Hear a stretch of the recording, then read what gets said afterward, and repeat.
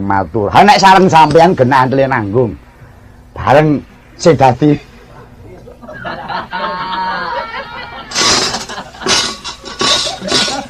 sing dadi ndas niku kula to. Monggo sampean kriyen meling perkara bise mangsa Badawa lho. Dadi kula mung nggawa mung sak cukupe nggih ngebis. Lah kok njaluk leren nggen restoran napa mboten kakrokane to, Pak? Iya, Kakang. Dadi wong Jaja jiwet banget. Lah nggih. Terus apa? Lho dirasane kakekne. Kowe mau mampir warung njupuk apa? Wo, mbok cekek aku mung tempe siji lho. Tenan sing rada kladuk iki Bagong kuwi. Ndara ndung apa Bagong wis mara nyanggone sing dodol. Kula nyuwun setrup kali soda. Pangkate iki apa nek ning omah ya ngono kuwi. Alah, kok Kang Crigis wong gelem jajake kok dadak ngrasani kere kabeh. Nek pancen ora prawira wis rasah ngampirke wong ning warung. Aku jajan dhewe ya isa. Ane ya duga-duga masuk tangan tengah nyekel gedang kok tangan kiwa nyekel emping. Tapi kena ling tengah nyekel kok kiwa ora ya meri ta. Mula Gareng enggal dawuh ana rene. Gareng. Apa mau? Kene, ndang sowan kene. Wah ya. Ngluri marga pusara. Monggo Bu nyuwun tulung uler kambang. Sing rada enteng mawon. Kondak mencap-mencep bajut perat. Iya. Ngluri marga pusara takiring wis yo.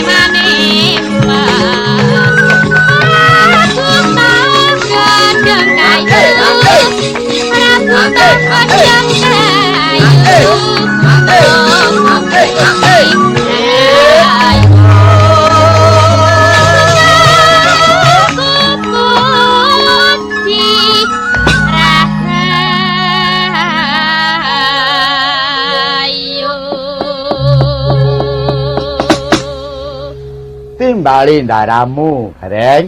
Kowe anggere mlaku kok mesti ngereni lho. Ya maklumi ta, Ma. Wong sikil kula ora kok, Ma. Beda karo sing trincing-trincing kowe. Salahe ngecak aku, nek sikil koyo ngene. Mula Gareng, kula apa kowe kepengin ngombe? Sampun ta, kula sampun pados legen. Kula wau bidal pun disangoni pondhoh. Iya, yen ana apa-apa kuwi matur aku. Ana nggih. Petruk endi? Pas wonten wingking timbalono. Ana nggih, Truk. Apa, Kang? Timbali ndara lho.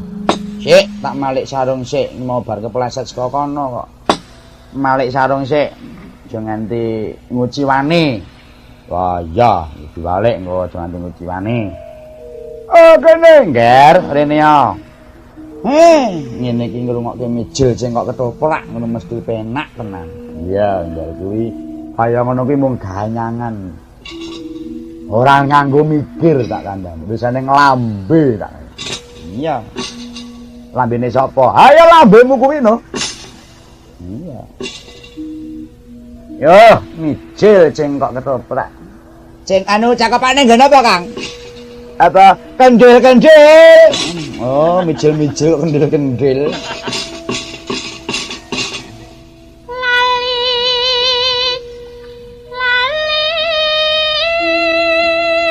Tak pada ta anu kendil ya iki lali ya i lho coba. Goleng, goleng. Dapat bisa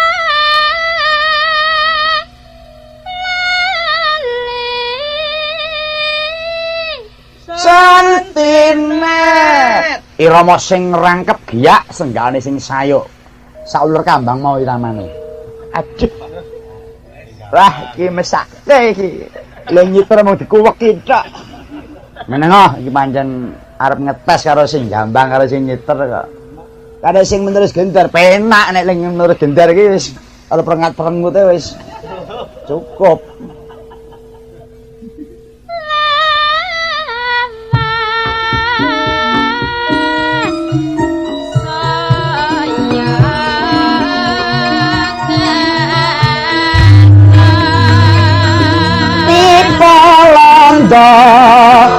Ono tak nasu. Iki serigak tenan.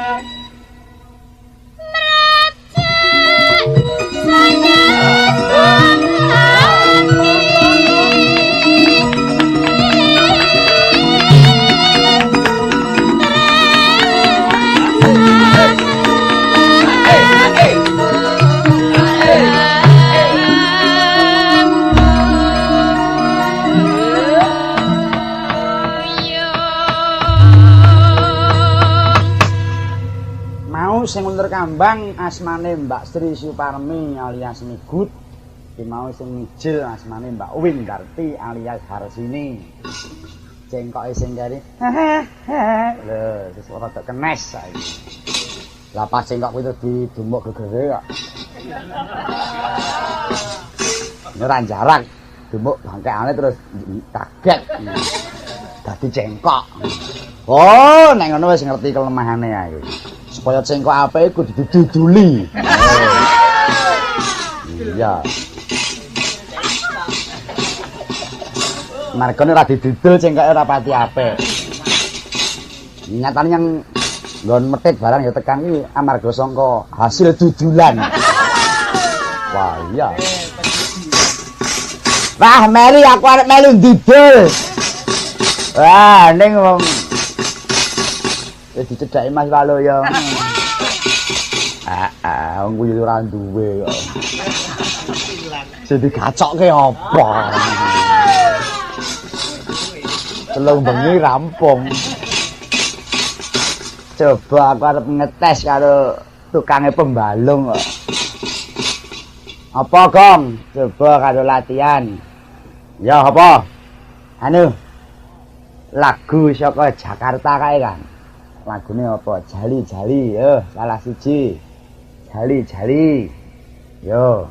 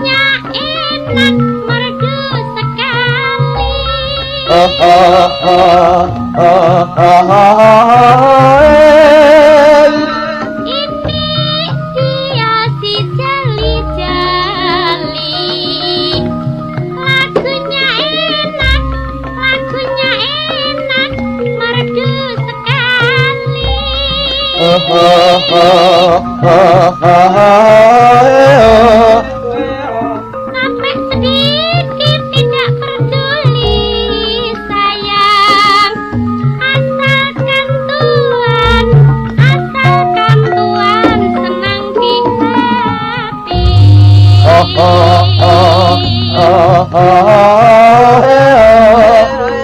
Sampai sedikit tidak peduli sayang, asalkan Tuhan senang di hati.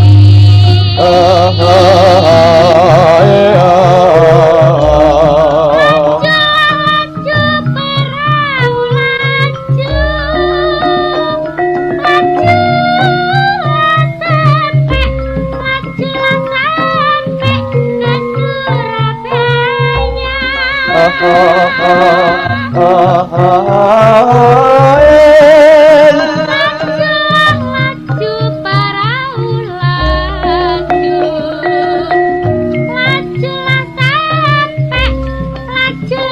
sampai ke Surabaya. Laju perahu lajulah sampai ke Surabaya.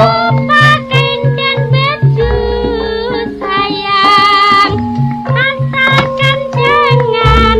asalkan jangan lupakan saya. Sik tak jak terus Gong kowe, Gong. Jali-jalimu titis. Munggone bali judeg aku, Kang. Wis ora apa-apa, ngemu ana kuciwane ora apa-apa, marga kabeh iki apike saka sithik. Ning nggon vokal mau wis untuk biji. Tak jak terus kowe. Nek aku wis dieling karo bapak, bos nek ora karo kowe ora etuk. Wis pokoke bareng mati karo kowe iki welinge papi. Iya. Lah nek nganti pisah karo kowe Kang, monggo sing dipercaya kuwi kowe, ngono. Mula aku ya mung pasrah karo kowe, ngono. Iya. Kok dengaren bapak kok percaya karo aku. Amarga kowe wis kaji, ngono. Ora bakal ning lakon apa-apa. Oh, alhamdulillah, syukur. Kaji ya aku gareng. Oh. Gareng iki sok usil. Patenane gampang gareng iki. Pipes pisan wis mati. Wis mateni gareng iki mayar kok goleke PPO wis modal gareng. Ya rasae. Ajakmu. Ya mental. Ora cetha wis rasah muni. Ora ngerti ya aku keju kabeh iki. Nah iya umpan nyambet gawe yo nganggo keju iki kok. Kakang Semar. Kula. Gandeng Wisawatara nggone ayo Kakang enggal nutukake laku. Miyos pundi, Gus? Nerajang alas iki. Sampeyan ampun deg-degi ati kula niki alas kok diterajang itu napa mboten dalang liya? Karo ndadar sepira ketrimaning uripku, Kakang. Duli, welingku ya nggih. Mengko nek nang jero alas sing ati-ati. Nek kepethuk bangsa kewan galak kowe kudu meneng ora kena ganggu gawe. Nek weruh macan kowe kudu aja muni macan. Muni ya kiyaine. Wah, wadine piye? Nek padha muni kiyaine macane ora wani nyedak. Lah nek macane wedok ya nyaine ne. Urung tau weruh, urung tau krungu kok macan wedok kok nyaine. Dadi upama kepethuk macan kiyaine ngono. Ha iya. Nek kepethuk ula, ayat. Kuwi nek wis di jenenge ngono kuwi wis ora ganggu gawe. Ora. Loh. Kok diproto, Gong? Wis, maido. Macan ya macan. Ula ya ula, sirasah nganggo kiyaine, ayat. Lho sirasah. Takhayul kuwi. Macan ya macan, sirasah nganggo kiyaine. Mun ya kiyaine dibadhok nek luwe ya. Ula ya ula, sirasah ayat. Ya, kuwi mung mremak. Wis sirasah. Wis. Mremak kaya apa ya? Macan ya macan. Sirasah kiyaine. Iya, iki kok malah. Iki kok malah bluder tek kok. Kakek niki ya mung ngelingke ming mrape. Sirasah. Macan dadak kiai. Macan ya macan. Iya, iki malah tereng dhewe to, Gong. Bagong kudu selip karo aku. Iya. Wong perkara salintingan kok sayane dadi rembug. Ula dadak ayat. Ula ya ula. Ayat. Coba ulamu iki dinekke ayat kowe ya mah. Ulaku piye? Ulamu lek nang omah kae. Ayo. Ula ya ula. Ayat ya ayat. Ora enek ula tutuk kendang. Ula ya ula. Ya aduh lagi sedih aku ngrasake takhayul. Macan kok. Wis, Gong. Iki kok. Lho, ndar wis tindak rono anti roh kowe. Kakekne kuwi. Ula ya ayat. Ora caturan karo Bagong. Mah ditinggal ndaraku. Ya wong kakek niki mremake kok kowe sedih. Serasa. Kaca ya, Pak. Bojongi. Nek ora tak loloi rambut kelek ora meneng. Putu panda tata ketita indriya sarang maruta pawana pana margana samirana lan warayang panca bayu wisikan maguling ngalimo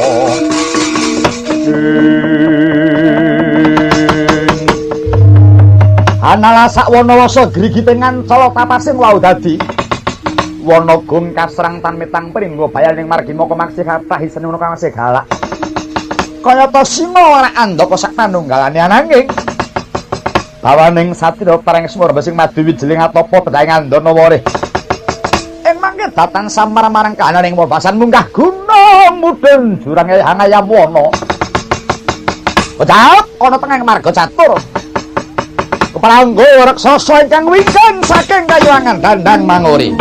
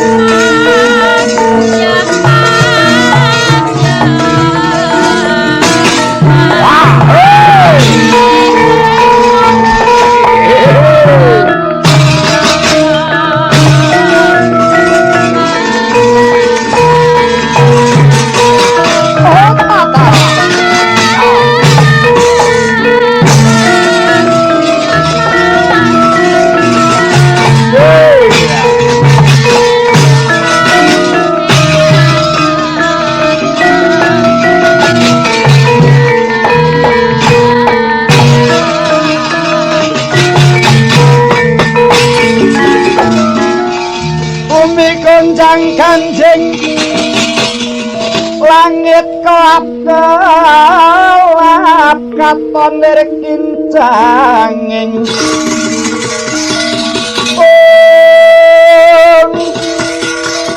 Risang maweh gandrung sabarang kadul Wukir moyak mayik saking tias Baliwur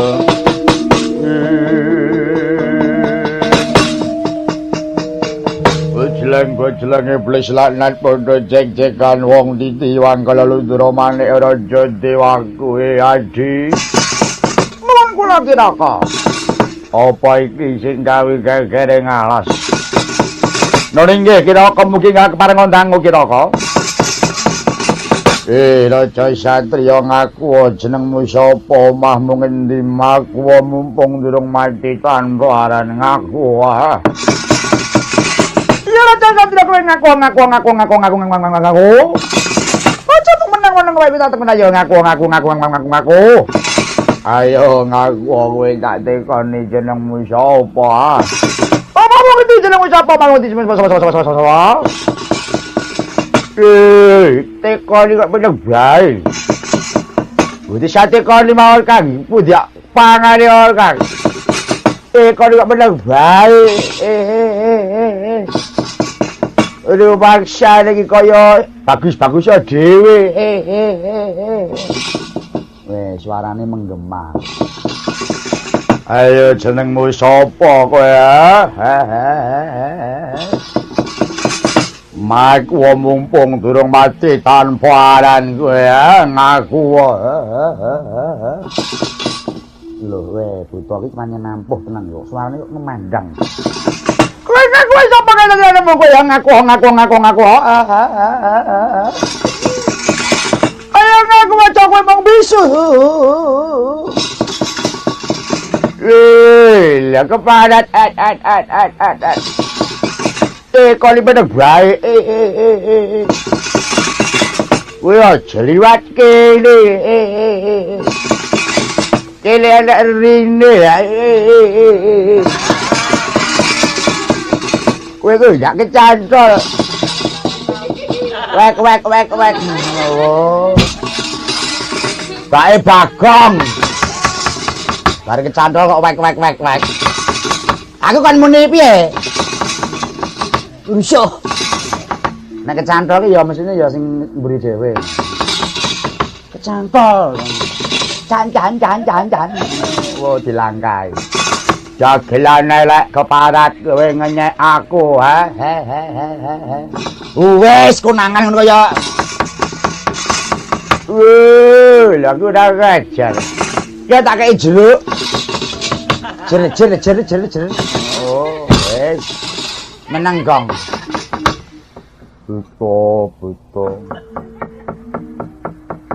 Mawa kowe tambuh marang aku balik ngendi dangkamu sapa pracekamu. Landal.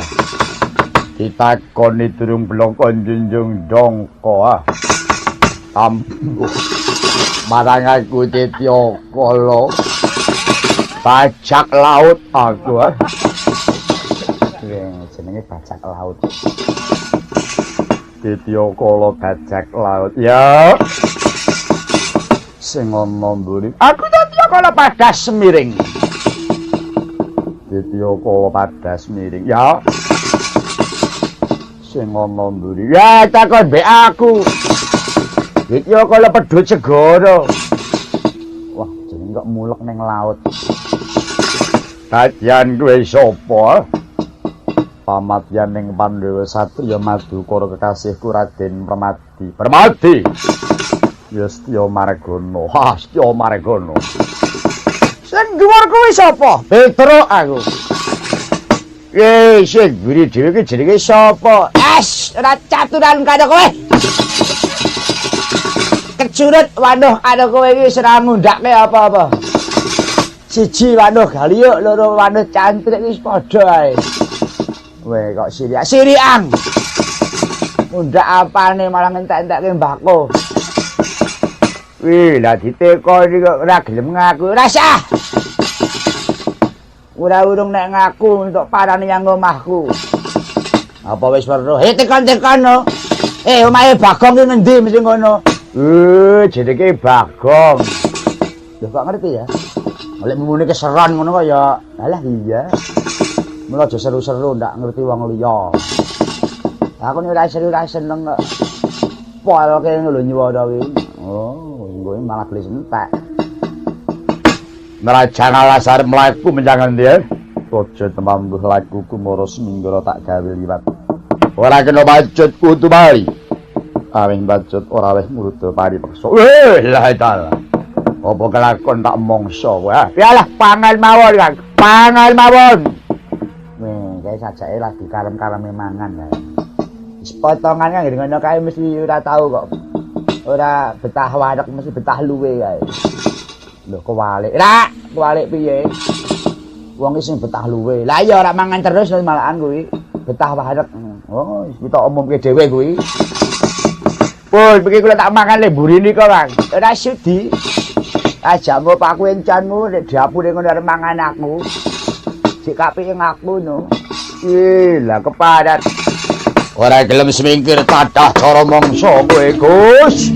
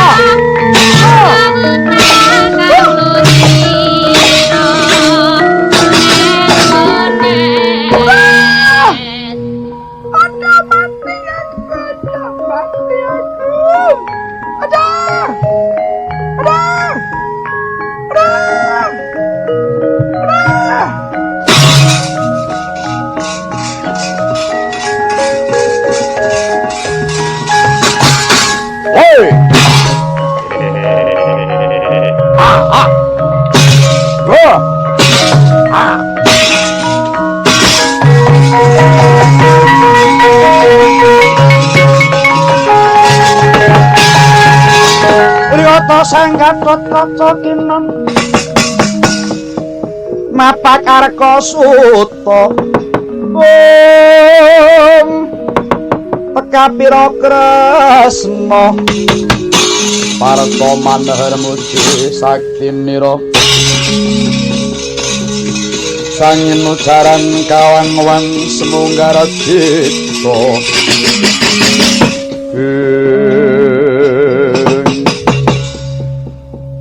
ya jagat ya dewa Bathara sawetara nggenku ngulatake Kangjeng Paman aku weruh Kangjeng Paman ana jroning ngalas nanging bareng tak wis padhake Kangjeng Paman dirubung buta semono akeh Paman keparenga semene saking sawetawis manggih kula ingkang badhe ngembuli saking Dirgantara Paman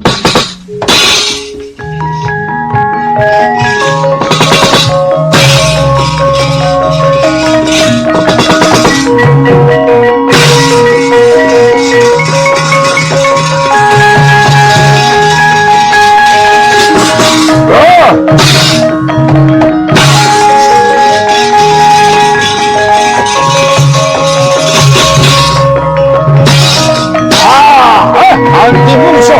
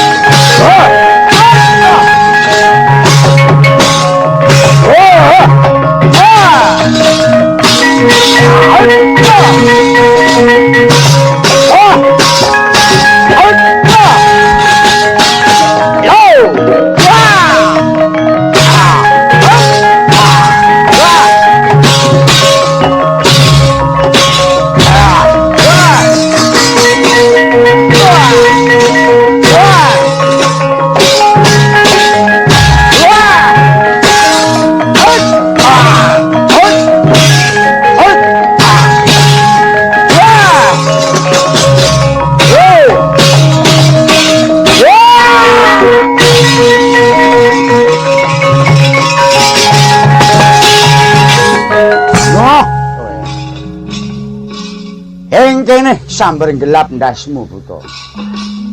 Ndara ora banggu gawe karo kowe wani ganggu gawe karo Ndara. Tuhan ora marengake. Ngudunke bledhek nyambar ndasmu. Main-main. Lah Ndara. Ngantem weteng. Wong wis ngerti dadak nambuh. Grapyak-grapyake. Sugeng Gus. Iya wis ndak tampa. Pasukan yang mejahi. Iya, tak pateni. Ini mangsaku mula to kok gemrubuk tibake Ndara Pringgondani. Iya. Padha kemenamaken, Gus. Padha golone. Ngagem menapa? Asta kanan karo kiring. Carane maca.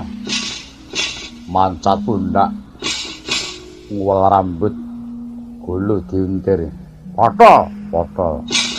Kekuatane ten pundak karo nggon ngwel rambut. Anak bentuke rambut. Cekel sing kenceng. Tujune tanggo rambut gimbal. Pomo halus ya ya. Potol. Kan. Lu mangsane iki ndemok kucir. Kiri ndara. Lho, ndara iki nek pemandang ngene iki, suraku kan gunem ning cedel. Oh. Guneme sithik ning nyambut gawene temonjo. Ndara Pringgondani. Aduh. Ya wong ponak aku ta. Oh, ponakmu. Tak ndek karo wagiem. Diaporemu. Petruk. Suwun pangapura karo paman aku ngurusi mungsuhe paman. Nggih, mangke pun. Nggih kadeh niku pundi sing temandang ngoten mawon. Iya. Sing pundi to, Gus? Aku saka Ngamarta diutus wa Prabu Sinusul paman Permadi. Oh, ngene. Iya. Lho nek dipitung ndara ki tak urung sepira yuswane ya, Gong wadene kok tumandange ya kok nyenengke. Nyet anggere enam iki petrol-petrol itu bandang motol iki ngono kuwi. Iya. Monggo nek jaman isih timur serasa rembukan. Senengane kok gagas dhisik. Ora urung mung arep ngrogoh dhuwitku. Iya. Ngira gegawa. Aku kelingan nek diutus karo Ndara. Petruk tuku waduku. Kali 5.000-an. Tukoke 3 kilo. Turane tuku kaos. Kere.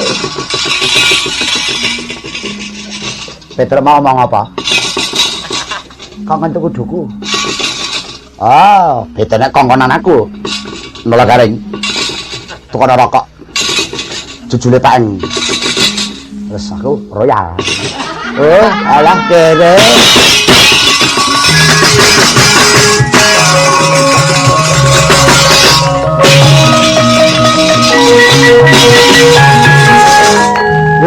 Gue jelek, iblis lalat, aja cek-cekan. Wes mati. Kuwi kudu arep mangan wae kok mau. Wes tak loloi semono kuwi ben. Mudiare ra. Hah, mati wis saiki. Wis temonjo. Ngloloi pisan mudiare. Wah, Petruk iki jan gawe rugi tenan. Nggo nyuluh dilolohke. Mati iki, Truk, ya seben men tak pateni.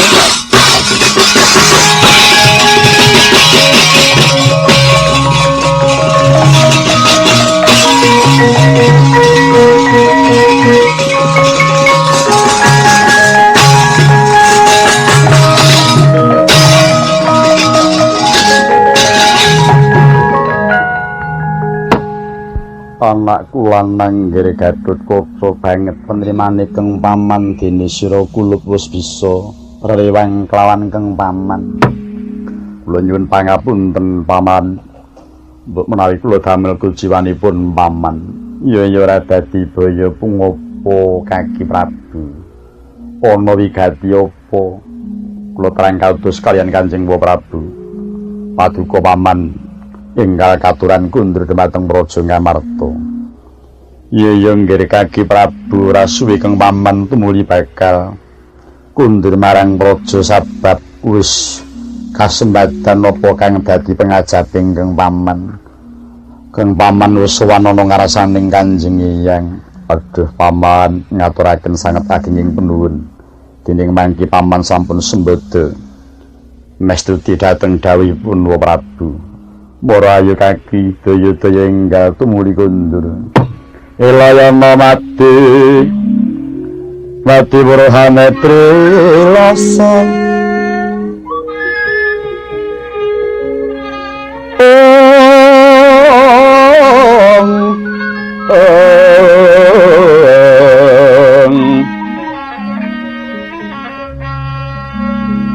manglono pangapetira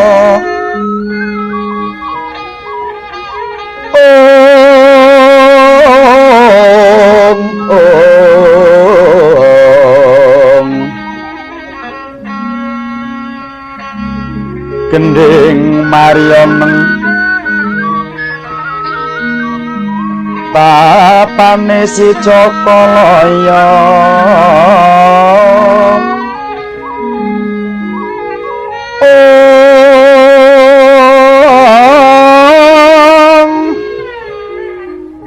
ler dadet ya mandra kene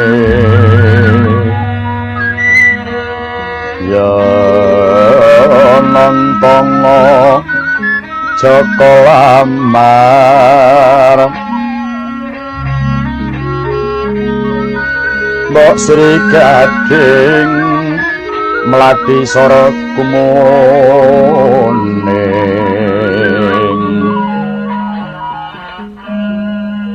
unjung tang parate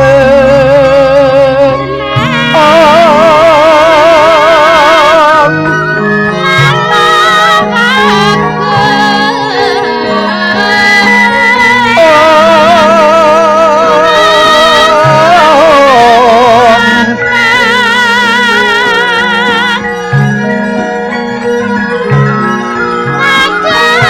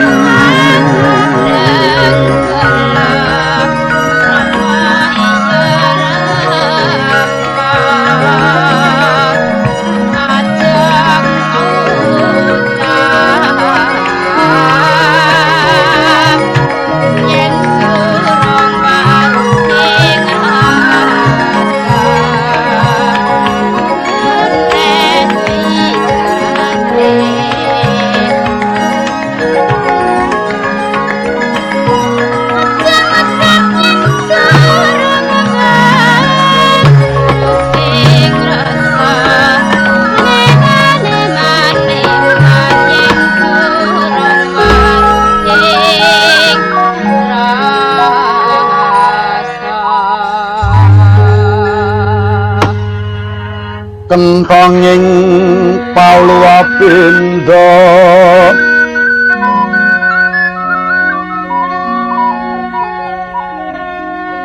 wangsiting kakung karagam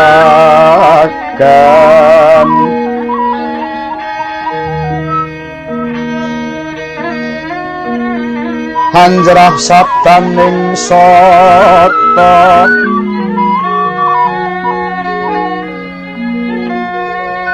kakuluro asauran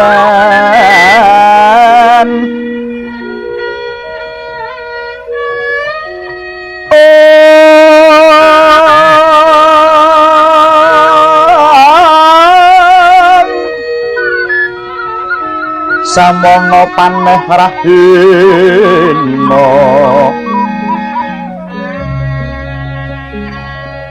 meka bangkaton sumirat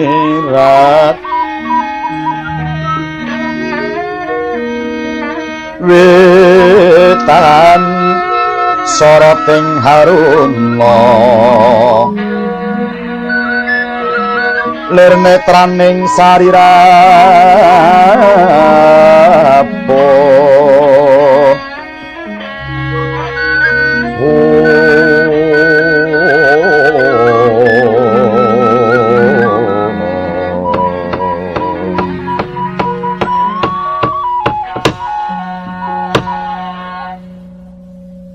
wis dumugi pecah sangya para raksasa kangge rebah ana lemah hamblasah njrebabah kaya gelagah kepidake gajah wondene kang masih gesang lumanjang wis mlayu celak gua mlebu gua celak grumbul nusuk grumbul celak jurang jegur jurang ing pangajap hayu nganti pinanggih dhateng sang apeke nalika samono sang binagus kabiyantu ingkang puturing pringgondani nenggih Prabu Raden Harya Gatotkaca sapejaing raksasa sigra sang apekik kadheraken ingkang putra pringgondani daya-daya kundur mring praja ngamarta panyayah kaya den nuncal-nuncalna tindake sinigek ingkang lumawat nengna kang kinocap ing mangkitan kaya kang tetebengan mungging pendhapi negari ngamarta Cendra kaya kesorot ing bang-bang wetan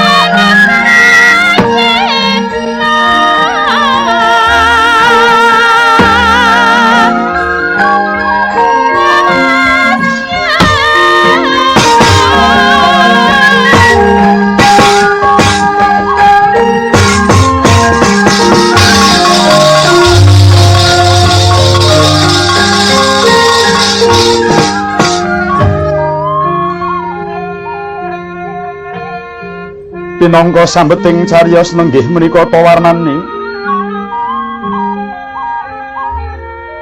ingkang awasta nagari ing Ngamarta sinebat negari Ngindra Prahasta. Ya praja Mbatana kawarsa ya negari Cintakapura. Mila awasta negari Ngamarta ingkang mengkuwerdi papan pepuntoning ilen-ilening tuya Jawah inggih papaning pangasrepan. Sinebat Ngindra Prahasta katentremaning praja Ngamarta hamung sak prawalaning kasuwargan.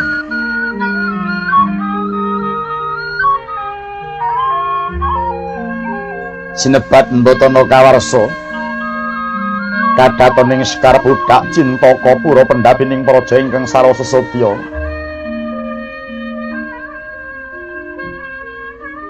Lamun dalu kaya rahina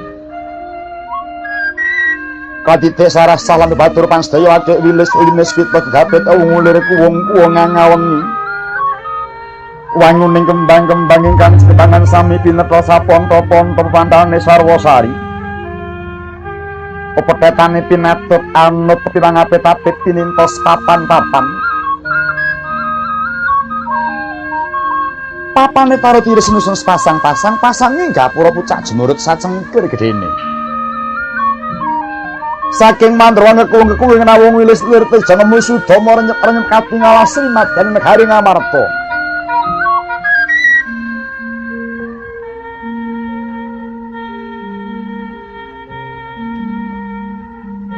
Nalika samono sapa ta ingkang ngrengani madyaning praja nenggih menika ta pembayun Pandhawa. Haji juluk Prabu Puntadewa ya Prabu Yudhistira. Ya Prabu Gunatalikurma ya Prabu Sadadwija Kangka. Prabu Darmaputra ya Prabu Dharmaraja ya Prabu Dharmawangsa ya sinebat Sang Anjata Satru.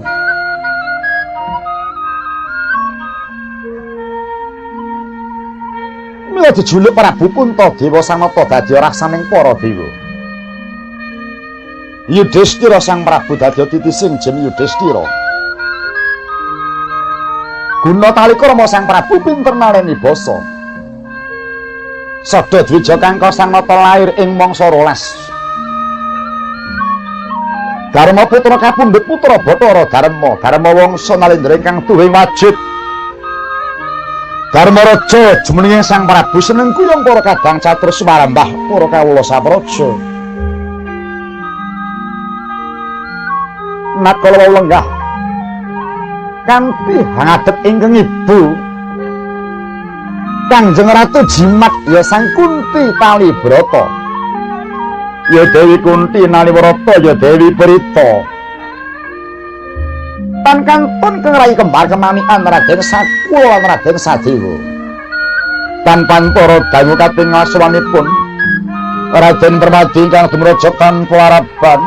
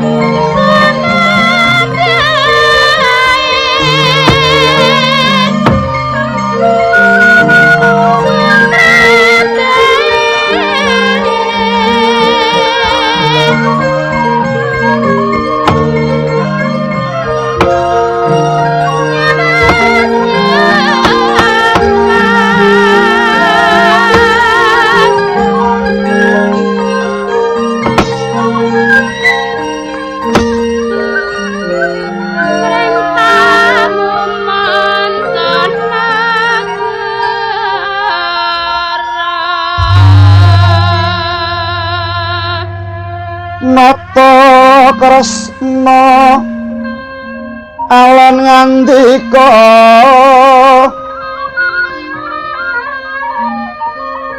Duh Yayi Prabu Aywa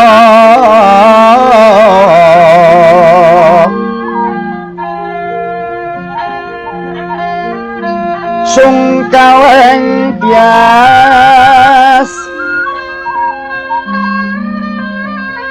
soae pernira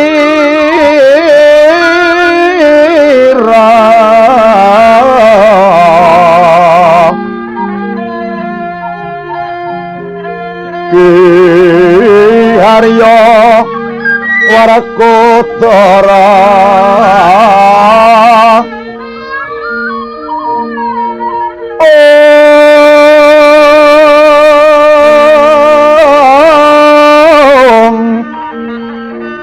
Yekti kena pangapus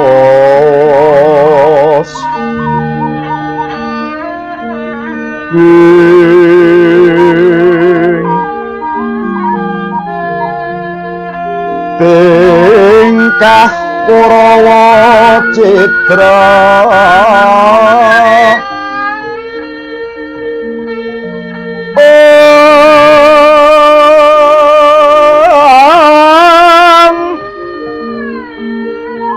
kenapa